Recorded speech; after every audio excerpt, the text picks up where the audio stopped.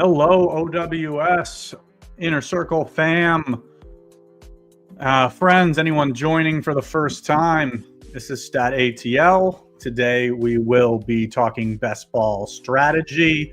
We'll be ripping some live drafts in the Mitten, in the Gauntlet.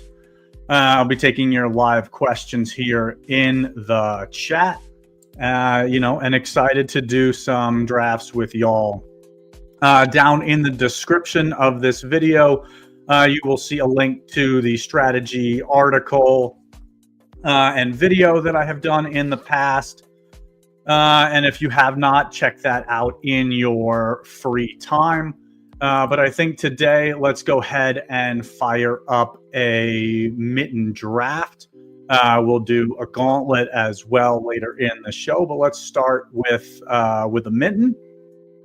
We'll talk through some of my strategies as we're doing the live draft. I will take questions, and we will kind of go from there. A lot of the Inner Circle and OWS 1 week season folks know me from my content over on 1 week season, kind of talking playoff best ball. I do a lot of daily fantasy content there as well. Let me share my screen. We've got a draft loaded here.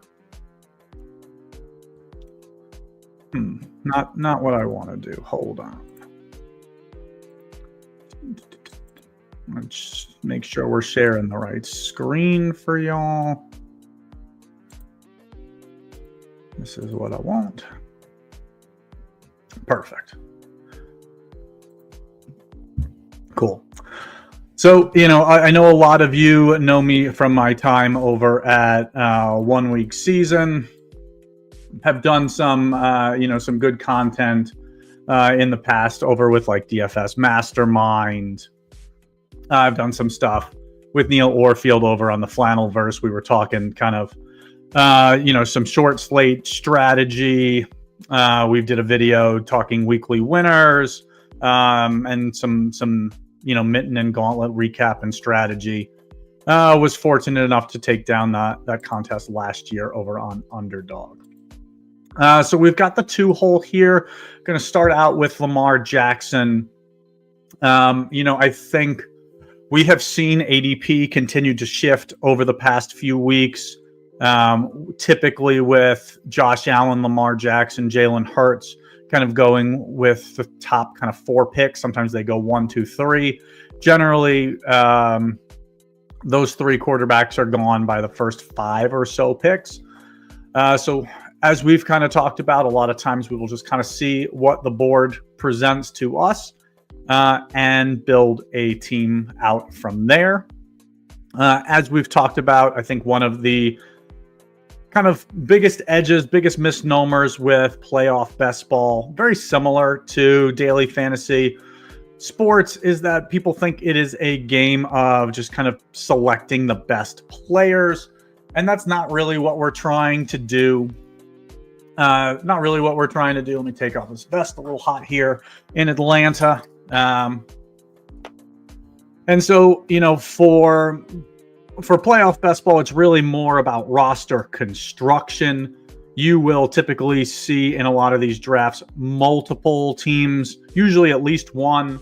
But I know on stream we did, I think it was Monday. One of the builds we did, 4 out of the 6 teams couldn't even field a full 5-player team in the Super Bowl. So 4 out of 6 teams dead for first place. So while, picking players is important, kind of, I think the most overlooked aspect of playoff best ball is just being able to draft appropriately, and your construction, things like that are really critical. A lot of times we will see teams that field, can't even field enough to get out of the first round. So on to me here, I took Lamar Jackson in the first round. Derrick Henry off the board already. Probably come grab AJ Brown here to pair with Lamar. generally, rule of thumb I like to stick by. Again, you don't want to be too rigid. But for me, I really make sure I'm kind of grabbing either teammates in the first round or players from opposing conferences. To me, it's generally a mistake to do what the 3-hole did there with going Barkley, Jefferson. Could certainly work out, but obviously teams that can't play in the Super Bowl and you're using such high draft capital on them. Again, not something I would completely avoid.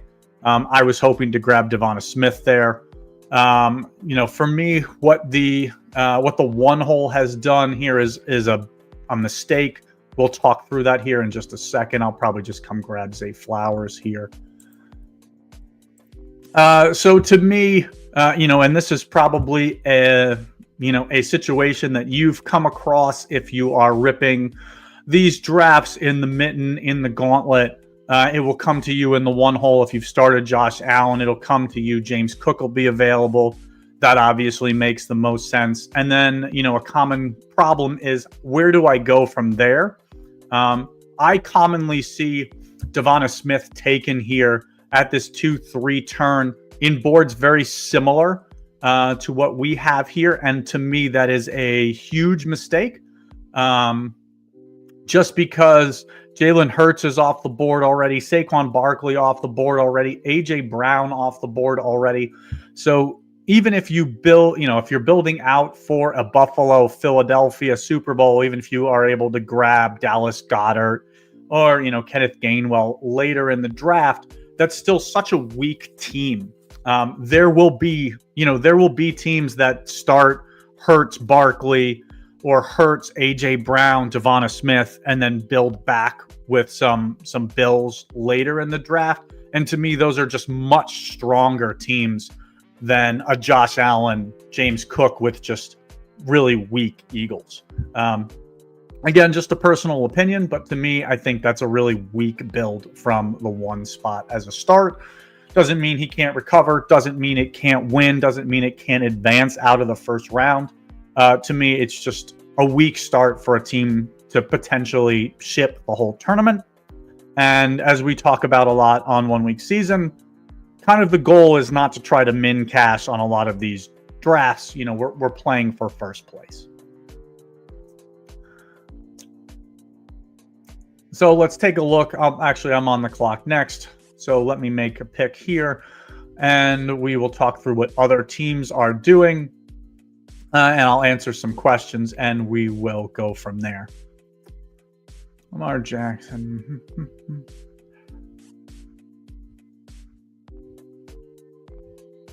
I'm going to grab Josh Jacobs here. Give myself another pairing. I would have considered Jordan Addison. Didn't love him with both Jefferson and Aaron Jones off the board already. Again, we're looking at trying to build out a stronger Super Bowl matchup. Jacobs, obviously, the first Packer to go off the board. So kind of have the full plethora, full gauntlet of,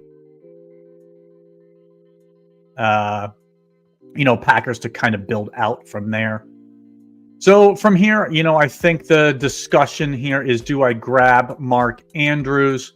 Do I consider potentially some additional players on either an NFC or an AFC team? Do I want to grab Dallas Goedert? I think from here, I'm going to grab Mark Andrews. This is kind of a critical decision point. A lot of times you may want to consider a running back here as well, just because those do tend to thin out a little quicker. And again, you do have to start at least one in the first round. And obviously, I don't have Derrick Henry on this build or Saquon Barkley, and I'm likely looking at Packers or Eagles here. Let me answer a couple of questions, and I will then look at some of the other teams. Let's see what Luis has to say. Do you start first with which 2 teams will get to the Super Bowl? Never done one of these. So to me, I think you've kind of got 3 kind of strategies for the first kind of 2-3 rounds. Kind of the first round, generally think through 2 rounds, you really want to try to either go with a traditional stack. So let's say that's maybe Jared Goff, Amon-Ra St. Brown. Maybe it's a quarterback, running back pairing, such as like Lamar Jackson, Derrick Henry, if you're able to get that.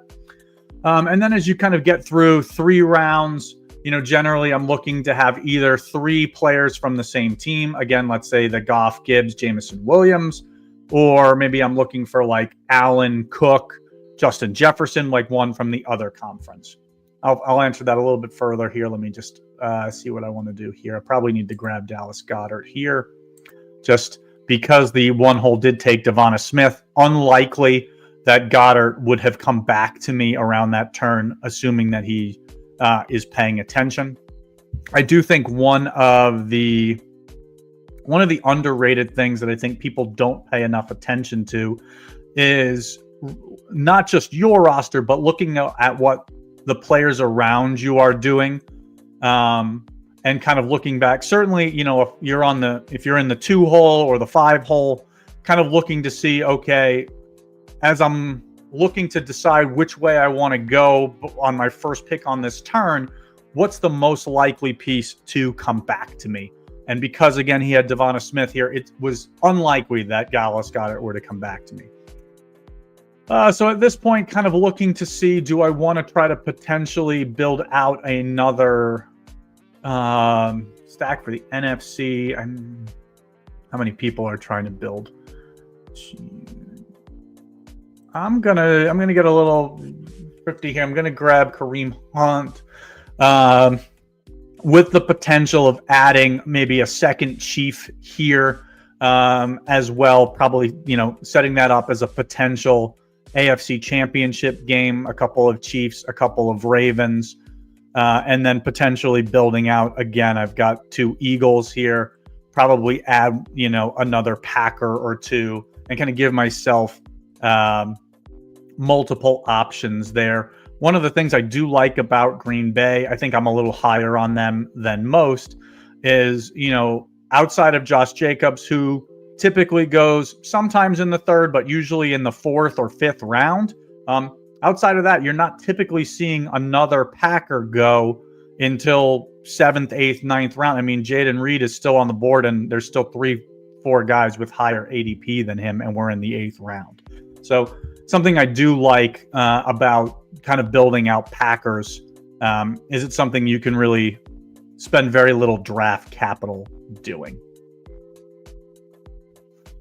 Looks like I've got a specific question from Frost6 here. Let me take a look at what some of the other teams are doing, and I will kind of address your question in just a second, Frost. So 1 hole here went Gibbs, Mahomes. So building out this potential stack, he's got Gibbs, Laporta, Mahomes, Worthy, and Pacheco. So he's got this 5, 2 potential 1 seeds with Detroit, Kansas City. He's kind of picking from here. He's kind of going 5 individuals. Okay, so we kind of got what I wanted here. I'm going to grab DeAndre Hopkins. So now I've got 2 Chiefs.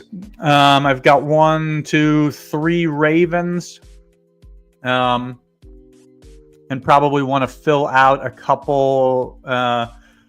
Let's see. Probably come grab either Jaden Reed, maybe Kenneth Gainwell here. Would make some sense. Gainwell is gone. No problem there. Probably need to make sure I grab Justice Hill. I think makes more sense here. Really build out more options for Baltimore. And then here in my last round pick, I'll add another Packer with either Jaden Reed, maybe Romeo Doubs, maybe Tucker Kraft, and just kind of have those queued up. I would imagine one of those 3 will be there. Don't need a second quarterback with Lamar Jackson. So Frost had a specific question. When you're landing on 2 1-seed builds, how are you attacking one-offs that give you the best shot of getting out of the next round? Puka Nacua seems to be the best example from the field. So that's a great question, Frost. Thanks for asking that. I think building around 2 1 seeds is really a strong and sharp way to attack for multiple reasons. First reason, those are the most likely teams to make the Super Bowl. I think going back in Super Bowl history, I think it's like 42% of Super Bowls have had at least one of the 1 seeds. And I think it's like 20 to 25%. I don't have the numbers off the top of my head of Super Bowls have featured 2 number 1 seeds. So that's the most likely pairing in a Super Bowl matchup is the 2 1 seeds. Even more so now with the buys for the only for the 1 seeds. And it's difficult to build because, again, essentially you are taking 5 players from the combination of Kansas City. Let's potentially grab Christian Watson here, assuming that doesn't go to the Mooney Ham. He takes George Pickens. So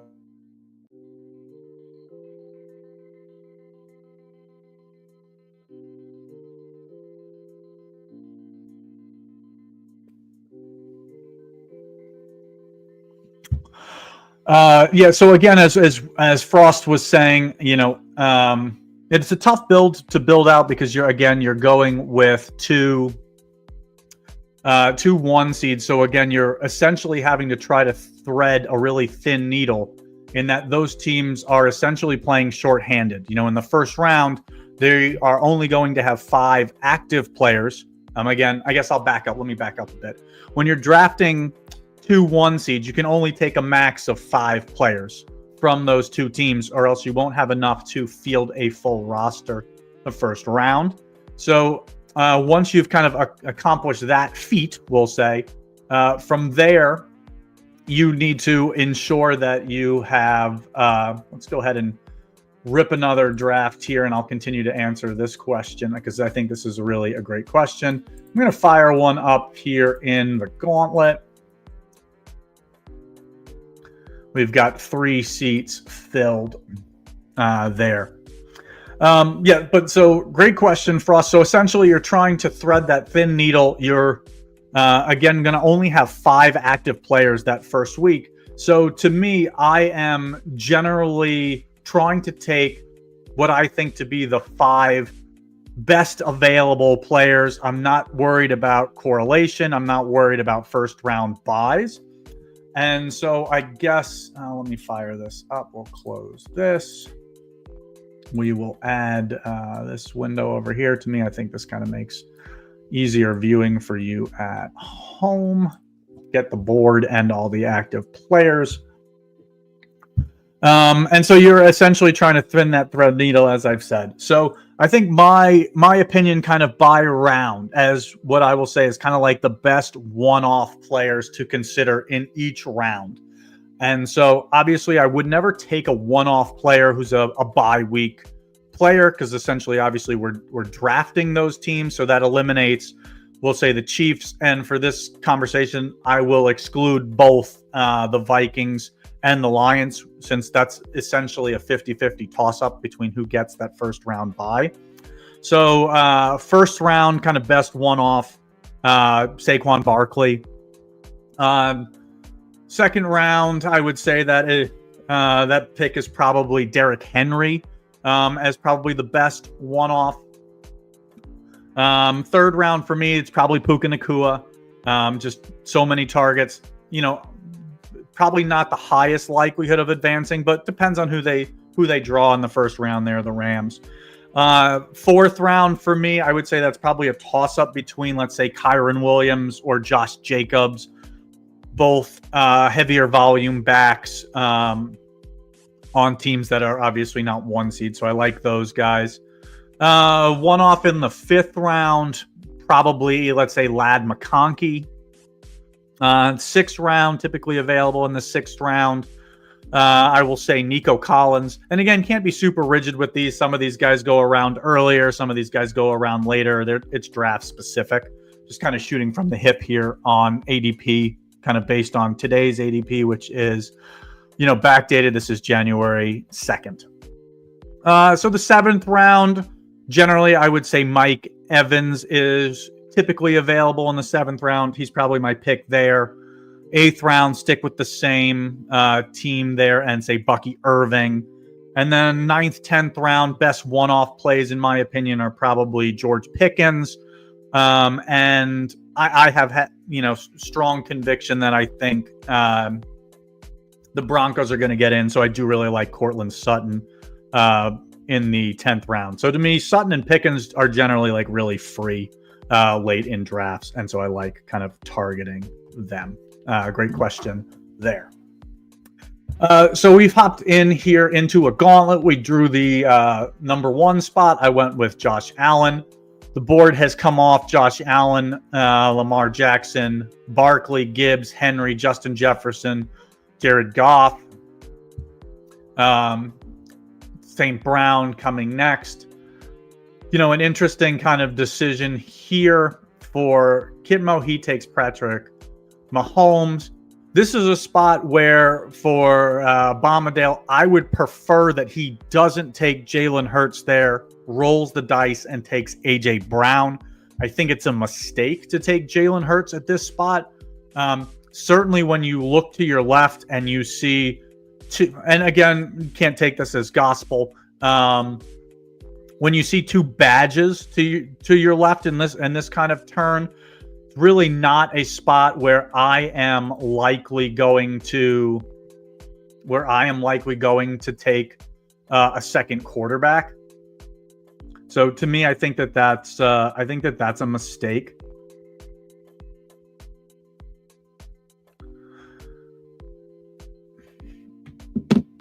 So I'm going to take James Cook here. And then again, we've kind of have this discussion of where do I want to approach this. Again, I don't really like Devonta Smith here. I'm going to roll the dice. I'm going to go Aaron Jones here. Try to see if I can get Jordan Addison to come back to me. I think that is a reasonable possibility. If not, I won't feel like it's shut out. I can always try to target like TJ Hawkinson later. All right, let's see the next question we got here from UT. Was able to draft the Lions onslaught, Gibbs, Amon-Ra, Goff, Jameson, Laporta, Montgomery, Patrick Hunt, Strange, when no one took a Lion. Probably dead, but got to be unique. So UT, that's actually a really, really strong potential roster. If Detroit doesn't get the bye, I still think you're going to have a little bit Patrick with Hunt, Coleman, Strange. So to me here, I don't mind an overstack of the Lions. I generally would probably stop at 5. But then for me, I want to make sure that you've got multiple options. Coleman and Cooper, I don't mind. For me, I probably instead of Patrick, probably in the last round for you, I probably would have taken a second Chief, even if it was someone like Justin Watson, Juju Smith-Schuster. To me, that's a stronger build. But I think that that's unique, and I think it's more viable than people give it credit for. Just because I feel like most teams are not building for the Vikings as the 1 seed, and that really is about 50-50. So back on the clock here in a minute. We did see Addison go over here again, so we'll talk about Dingus. I think this is potentially a mistake on his part, but we will talk through that. Really don't love that I don't have strong options here. I don't really want to take Jacobs and take a third running back, but I may. Let's take Amari Cooper and just kind of see what we decide to do here.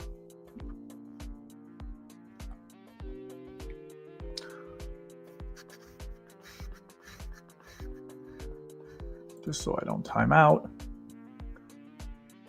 Could have considered, Laporta and David Montgomery in this spot. Don't mind that, but that's not really the way I like to attack these. I'm going to grab Josh Jacobs again. Don't love starting with this many running backs, but I will be done with running back. I've kind of got the teams covered, so I will be playing any Super Bowl through the, well, I guess I've got James Cook here as well, so could be playing it that way. So we'll talk through some of the other rosters here in just a second. The next question from Joey on the last draft said, isn't it not ideal to take Packers with the Eagles? They are likely playing in the wild card round. So one of the things there is seeding is not completely up for grabs. You know, Packers could end up the 6th seed, could end up the 7th seed. You know, part of drafting early, and again, I've been drafting for 3 or 4 weeks at this point, but drafting early is, at this point, you know, seeds are still up in the air. So while that may be suboptimal next week, still to be determined. Matt says, time to build some Bucks. Yeah, I considered the Bucks. The Bucks, honestly, the Bucks may be there at the 6-7 turn, to be honest. So wasn't one that I kind of ran for. Okay, so for me, I really don't love what Dingus is doing here in the 6 hole. He has gone Jefferson, Addison, and then has 4 Lions. So he's through 6 picks. He doesn't have an active round 1 running back, and he doesn't have any AFC players. So to me, this is, in my opinion, a very poor draft. I'm going to grab TJ Hawkinson here. And then, because I don't know that TJ Hawkinson would make it back to me with Dingus. So he might, just because Dingus really needs to start drafting some AFC players. But let's kind of see what this does. I'm not rushing to take Packers. They're always available late. So maybe we'll come and we'll give ourselves that 3rd option of Mike Evans. Not going to be sad if I don't get Bucky again, because I really need more wide receivers at this point on a build like this. Let me see. All right, so the 2 hole has gone Lamar Jackson, AJ Brown, Devonta Smith. So do like that. He went ahead and grabbed Dallas Goedert.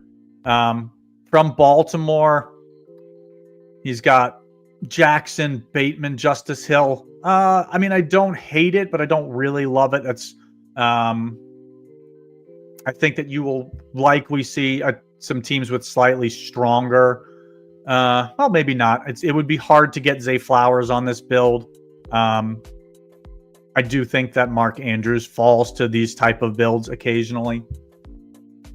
The 3 hole, strong start for the 3 hole. Don't typically see Barkley Hurts builds all that often. He's gone Shakir, he's gone Coleman, he's gone Kincaid. So he has that stack. Would have preferred to see him at 34 grab Dallas Goedert. Again, that's kind of being conscious of your surroundings. The guy to his left, again, started with AJ Brown, Devonta Smith. So unlikely that Goddard's going to fall back to him at 39. But other than that, I don't mind where he's going with that build. Let's see what the next question is. Thoughts on Kelsey over Jacobs there? Kelsey could be strong advance. I mean, he could, but he also has the bye first round. And again, I don't love, to me, I wanted to make sure that I'm grabbing NFC pieces when I start Allen Cook. I could have considered Khalil Shakir and then just kind of started that way and not taken another bill until really late. But to me, I wanted to make sure I had some options to kind of see how the board shook out to me for NFC pieces. Could have considered at that spot instead of Cook, going Jameson Williams here at this spot, and then hoping that, it comes back to me here to take another Lion. Obviously, I didn't go that route. So back to me on the clock here. Probably build out some Packers on this build. No more Vikings to take. I'm pretty content with where I'm at with Bills. This is probably a situation where first round, I may take another one-off piece here, just because I'm reasonably weak at wide receiver. This would potentially be a spot. Ladd McConkey is a much stronger one-off piece. But again, I only have 2 players with a bye. I may go Jalen McMillan here, give myself another option for a Buffalo opponent. Apparently, I took Ladd McConkey because I was too slow. Part of the downfall of live streaming and talking at the same time. And then 10th round here, could consider Jalen McMillan. I've got Jacobs. I've got Romeo Dobbs. So probably Jalen McMillan, or some Packers pieces. Grab Christian Watson, Tucker, Kraft in the queue as well. Maybe even Dontavion Wicks as potential options here. 1, 2. Sorry, just doing a little checking here. I've got 3 Bills. I'm kind of okay with that. To me, the Bills are super spread out. Not a ton of value in grabbing those late Bills. Guys like Dalton, Dawson Knox. Those type of guys have very, very few what I would call like usable weeks in them. How often do they really score 12, 15 points on a given week? They're viable for the conference championships and the Super Bowl when there's only 4 teams left. But I think they're not super strong picks on non-bye teams. I think that if you're looking at drafting a bye week team, whether that be Kansas City, Minnesota, Detroit, I don't mind some of those later picks. Your Khalif Raymonds, your Patricks, and your Juju Smith-Schusters, your Justin Watsons, your Samaje P. Ryans. Like, I don't mind those picks on those type of builds. Joey says, thank you, Stat. Of course, you're very welcome. Joey asks, crazy how many teams you see that are just dead to win after the draft wraps up. Yeah, typically it's 1 to 2 per draft. So interesting decision for me here. Do I want to kind of give myself another pick with McMillan, give myself another direction with Tampa Bay? I think for me here, I'm actually going to grab Watson. And the reason for that is I want to give myself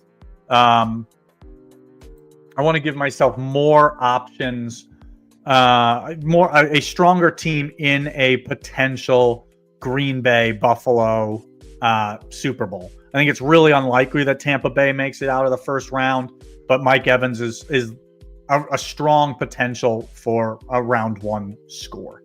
So I'll get to a couple more questions here in just a second. Let me fire up another draft for y'all.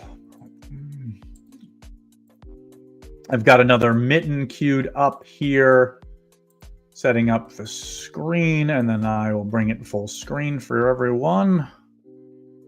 Kind of like this split screen view. I know it's different than some other content creators do. If you guys want to kind of give me a little feedback on it, be happy to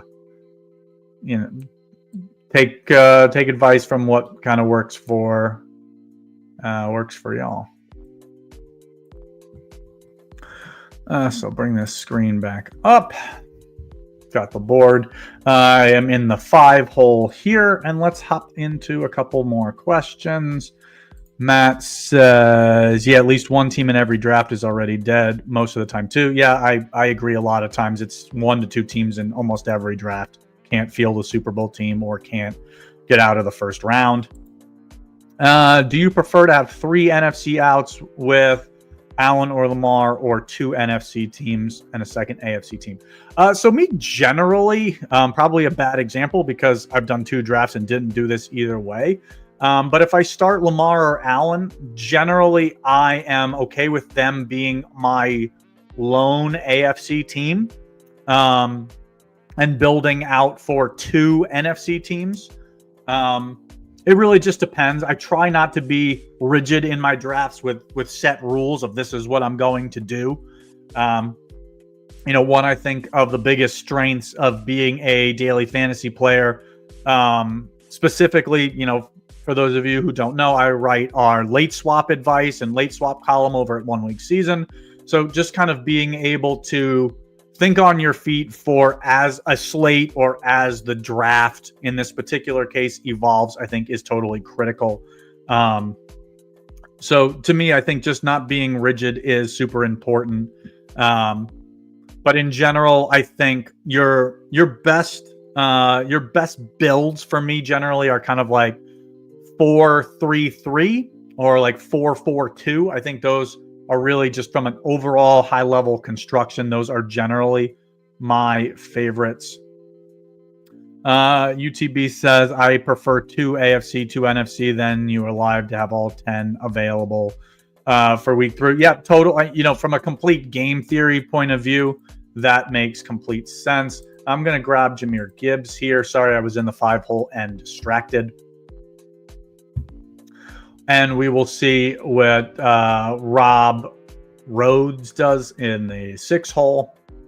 He takes Amon-Ra St. Brown and Justin Jefferson, as we've discussed. I think that's a mistake, but we don't need to get into that here. So, interesting discussion for me here on which direction I'm going to go.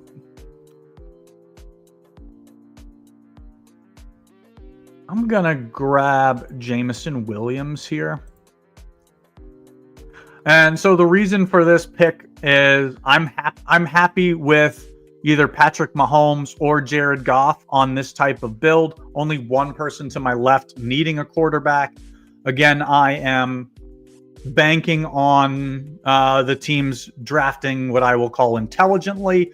And occasionally, as we've seen on stream in the past, I think it was yesterday or the day before, I think the 2-hole, if I recall correctly, started out with 3 straight quarterbacks just to block the teams that in the 4, 5, 6 hole who didn't take a quarterback in the first or second round. So again, it's less than ideal when that happens. You here in the 5, 6 hole in this example have the ability to recover where that person who has hate drafted, has blocked, his roster is essentially dead with 3 quarterbacks. So it really only hurts you to do that. Let me see. Your Jalen Nailers. Yeah, that's true. Let me see. It should be illegal to draft a dead team. Underdog should find them. No, we actually really like that. That helps your expected value. We want those people in your drafts. Sometimes it can be frustrating because they will snipe you, make it more difficult. But occasionally they will take a bunch of dead players that have no rhyme or reason, and they help you build a very strong team. So, let me see. UTB says, love the split screen. It's 100% better than switching back and forth. Yeah, I like this a lot. This is how I also draft on my own, even when I am not streaming. To me, it's much easier. Actually, I generally put them on different screens. I don't split the screen. I'll have what is essentially 2 different windows open side by side, but I don't think that I can broadcast that while streaming here. I was bombed out. Definitely punted over AJ Brown. Was shocked. Hooks came back to me. Yeah, Jason, that's part of why I'm doing some of these streams, is to kind of talk through, I think, is appropriate strategy, appropriate game theory on stuff like that. And just kind of see, again, it doesn't always work out, but that's, from a theory perspective, what makes the most sense. I would say if you're doing a lot of these drafts, you should get in the habit of trying to push when you can. So again, things like this happen. Bopper decides to, quote unquote, really be a bit of an idiot and take Jared Goff. No problem. So I will do my best to pivot here.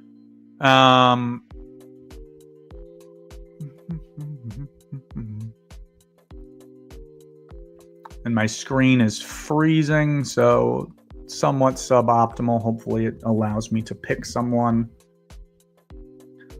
got the phone kind of queued up. Apparently, I took Sam Darnold. Not what I was trying to do. But part of thinking on my feet here. I would have preferred to probably have built out an AFC team based on that start. So apologies to you, Rob. Not my intention to totally screw you over here. Let's try refreshing this window and see if this helps. At this point, we're really stuck with grabbing Jordan Addison, and we will build out from here.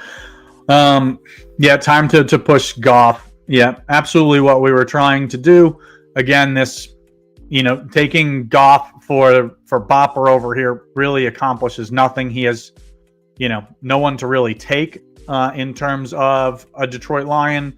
Jalen Hurts has a bye, or does not have a bye, so it's unlikely that you're really using Goff's score. It's just a wasted position so early in the draft.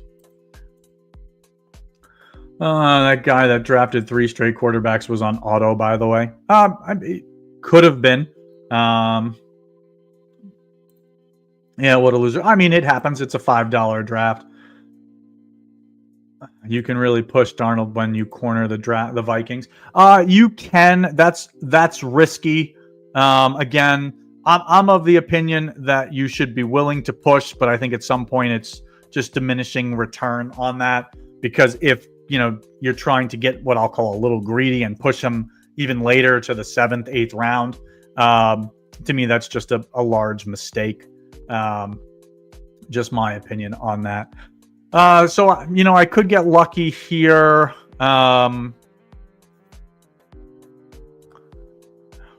Maybe not. Let's go Hollywood Brown.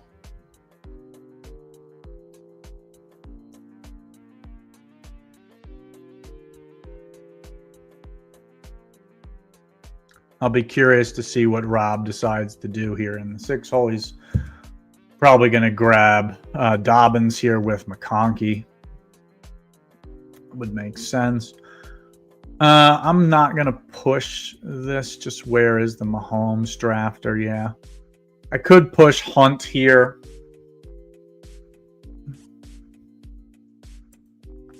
I'm going to take Hunt. I prefer Hunt over Pacheco. Twofold. I think Pacheco, again, dealing with a little bit of an injury, kind of unknown on his status. And 2, I've been drafting for 3 or 4 weeks already. I already have a bunch of Pacheco shares. So kind of spread it out a little bit with Hunt. Give myself an option here potentially for 2 1 seeds. This would probably be a little bit of a unique 2 1 seeds build, assuming that Hawkinson's available to me at 41. Which he probably should be, since no one else to my left has any Vikings. And again, that would be like a Darnold, Addison, Hawkinson with Hollywood Brown, Kareem Hunt, and I would stop at those 5. That would be, again, if Minnesota gets the bye, that's a viable build, probably be reasonably unique, because obviously this is an accident that I started off or was able to build out this way. But just, just food for thought. Let's hit some more of these questions, guys. I've had the opposite experience, people taking naked Darnold a lot. Yeah, same. I think that, I think it's risky. Again, if you're doing a bunch of drafts, I like trying to push the envelope a little bit, because it helps you get some unique combinations. And that's but just my food for thought. David Montgomery is the Jonathan Brooks of playoff best ball. Thoughts? Yes and no. I've done some drafts when, the day that the news of him, obviously I've got a bunch of drafts where I took him in the 1st, 2nd, 3rd round. So food for thought there. Okay. So I don't want to take another Chief here, so I'm going to stop at Hunt. Where am I going here? I could build out I'm going to take Hawkinson, obviously, as we discussed. And now from here, the decision is, again, this is now built around Minnesota and Kansas City potentially getting the bye. So again, I need to look at one-offs who I think are likely helpful scorers. I've got Gibbs and Jamison Williams, which they don't get the bye is okay. A little thin here. Gibbs will have the bye. Let's grab Joe Mixon. And then I will need another wide receiver and a quarterback.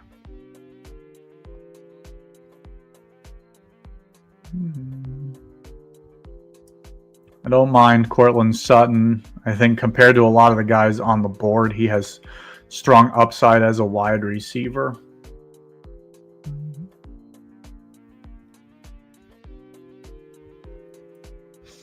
Don't mind Jaden Daniels, guys with, rushing upside who can help that week.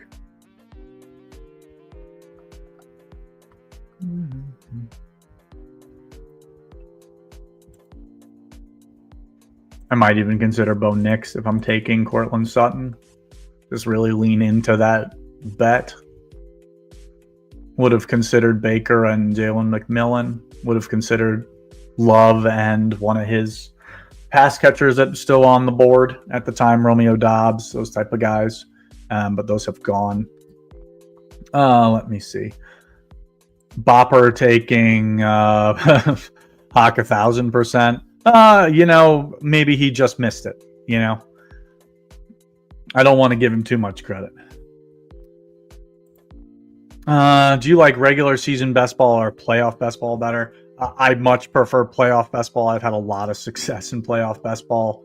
So that has been my ticket, or my preference at least. Could have considered Cooper Kupp and Matt Stafford there as an option as well.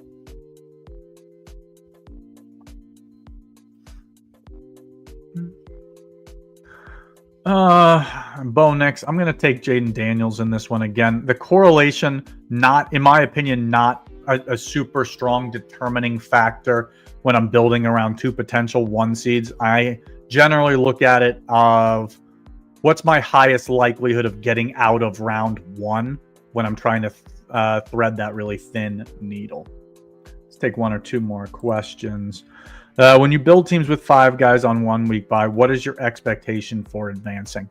Well, 2 out of the 6 teams in the pod advance. So theoretically, it's around a third of percentage, but I would say your expected value is probably lower since you've built around the 2 bye week teams, or potential bye week teams. Obviously, the NFC is still up in the air. So you're essentially playing short-handed, whereas your 5 opponents in first round, because again, your first round pod is the 6 people that you drafted with. So to me, I would say in a lot of those situations, it's probably about a 20% expectation for you to advance, which is why kind of taking those one-off pieces that you take are critical into helping you advance. You really, if you build around 2 1 seeds, you really don't, I wouldn't be super excited about, a Dallas Goedert, like a Keon Coleman, just picking some random examples here. I wouldn't want those guys as my one-off pieces because they're just really unlikely to give you a super strong score. So let's rip one more here just for fun, and then we'll call it a stream.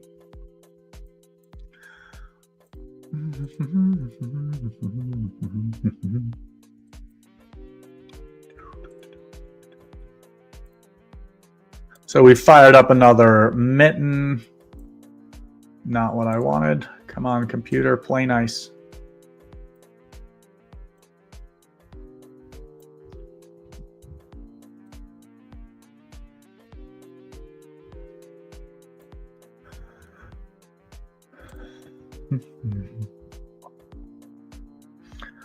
What does Rob have to say? I feel like you have to mix in week one guys early. Best way is to wait on NFC. Yeah, so typically, if I'm building 2-1 seeds, obviously one of them is Kansas City at this point.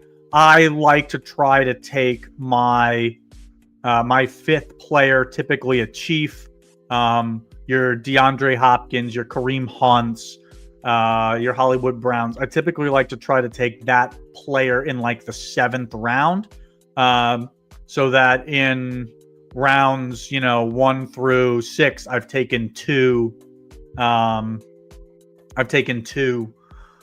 of one-off pieces to kind of I don't want to say ensure, but build the likelihood of me getting some stronger scores out of those guys. Those are typically some of the stronger options, but not necessarily 100% the case. To me, first round options such as Puka Nacua or Nico Collins, like these are guys that I think have really strong round one expectations. Even George Pickens, they'll typically go really late in draft. Mike Evans, like these are guys who are on teams that I'm not betting are going to win more than potentially one round, but that doesn't stop them from giving you a really strong score week one.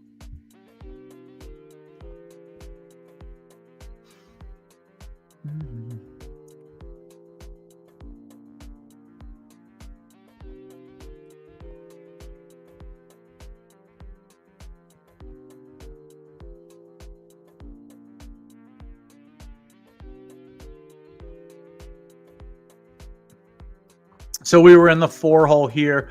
We are going to try our luck pushing Jared Goff for a second or third time on this stream. And we'll see how that works out. Do you plan to max these constants? I feel volume is key in this format. I don't know that I'm going to max the Gauntlet, but I maxed the original Mitten, and I will likely max the Mitten 2, which is what we're drafting now. But I do agree with you. I do think volume is key. It's interesting that you seem to play Lions or Vikings as they get the bye when you draft their quarterback. Is this not a dead team or because likely to make the Super Bowl? It's interesting that you seem to play Lions or Vikings as if they get the bye when you draft their quarterback. I'm not sure I'm understanding the question.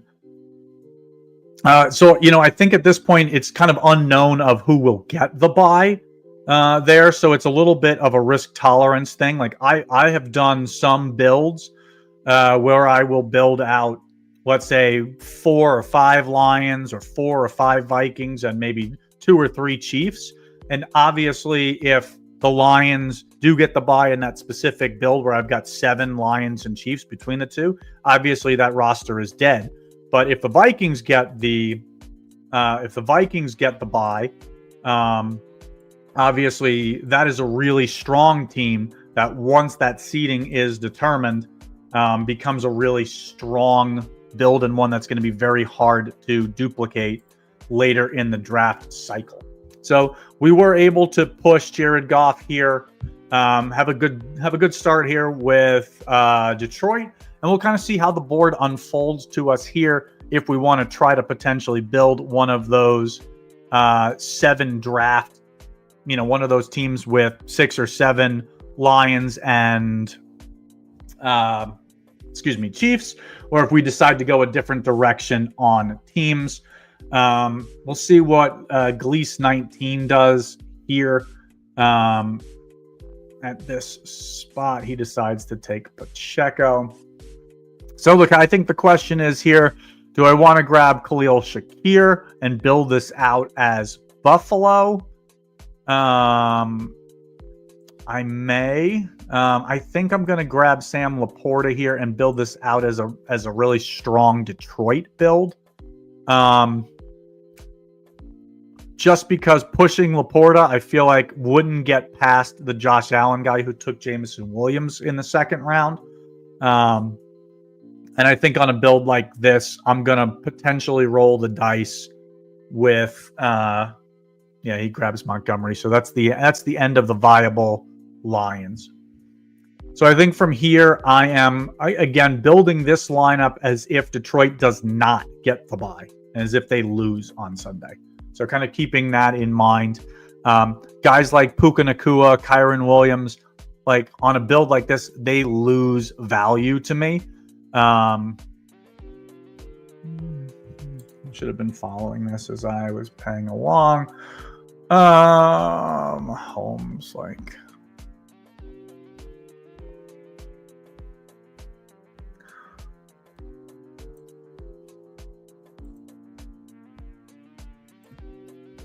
They lose. So where was I going with that? Guys like Puka and Kyron lose value to me on a build like this because if Minnesota gets the bye, these Lions are really strong plays in the first round. So just my 2 cents on that. So to me, I could try to push Kareem Hunt. I don't think it's worth the risk, so I'm going to grab Hunt here. And essentially playing this as a Detroit-Kansas City Super Bowl. I'll probably add another Chief, maybe another Lion late. I have 2 running backs here, so I won't take a Samaje Perine type. Again, in this build, I'm building around Detroit not getting the bye, so I don't necessarily need to come grab another running back for the first round, because in this build, I'm essentially saying that Gibbs gives me a viable score.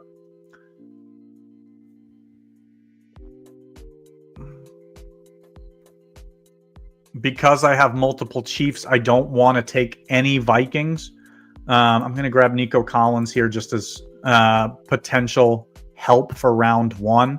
I might consider Joe Mixon if he comes back to me here, kind of giving me multiple options with Detroit, with this strong Detroit start.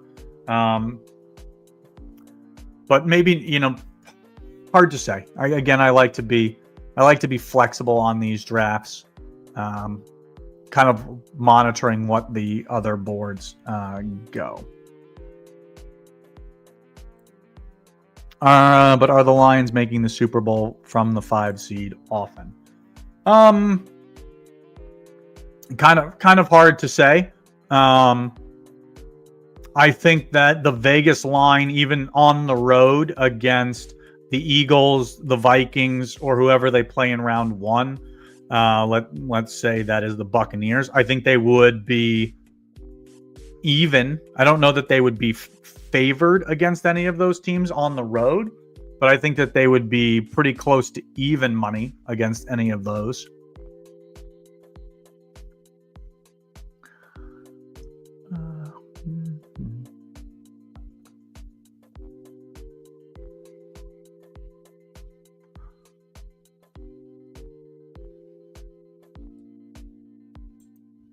I'm going to grab Pickens here. Again, I know this seems like we're just grabbing random players and not correlating. Again, the goal is, getting out of the first round. I think it's possible that Pittsburgh and Houston play each other round 1. So again, two options, again, for potential high scores in the first round to help me advance. But then also, obviously, if they play each other, that's another guy that one of them obviously has to advance. Obviously, in this scenario, I have Detroit advancing out of the first round. Obviously, I've got Kansas City as their likeliest opponent. So I don't mind a build like this. Trying to decide if I want to add another Steeler or Houston. Again, I'm building. I don't need a second quarterback. Considering J.K. Dobbins for a third, let's not do that. Let's go Jaylen Warren here. Give myself another running back option in the first round, but also potential for an option in the second round as well. And then I'm going to grab a Chiefs player with my final pick, likely Justin Watson, Juju Smith-Schuster, one of those types. Could consider Samaje Perine, but again, in basically any Super Bowl, whether it's Pittsburgh in this example or Kansas City, with it being with Detroit, I'm already going to have 2 potential options for running backs. Of course, Ellie's Reasons took both of those guys. And so there's a strong potential here that I'm going to grab Mecole Hardman because he had his window activated on the Steelers, as you're seeing yesterday. And it wasn't like he didn't have a strong Super Bowl last year, scoring 2 touchdowns, helping me take down the mitten last year. So we can do a quick little rundown of these teams. Actually, UGA is playing right now, and those of you who know me know I'm a big UGA fan. So I am going to say thank you, everyone, for tuning in. Very much appreciate all of you who joined me today live. Again, I will be live again tomorrow talking strategy. We'll do some more drafts. I'll answer questions, but really appreciate you joining me today. And for those of you who are 1 week season or DFS Mastermind or Ship It folks, you can always shoot me a message in the Discord. Be happy to answer any questions, give feedback on a draft and all of that. But look forward to seeing you guys all tomorrow. Have a good night. Happy New Year to everybody. And of course, go Dogs. 1 week season.